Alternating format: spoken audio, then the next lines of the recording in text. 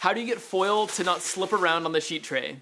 Hi, I'm Mark Bjerke, and welcome to Tabula, where you can find simple lessons for the home cook. Now, I use foil on top of a sheet tray for roasting and broiling in the oven all the time. Let me show you this one super simple trick so that the foil will adhere to the sheet tray and not be a total hassle while you're cooking. The whole point of putting foil on top of a sheet tray is to make cleanup really easy, but it's super annoying if it's just floating around.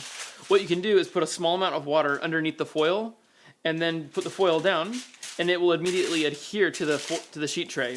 The foil and the sheet tray will be connected. So today's simple tip is put a small amount of water underneath the foil before you put it on your sheet tray.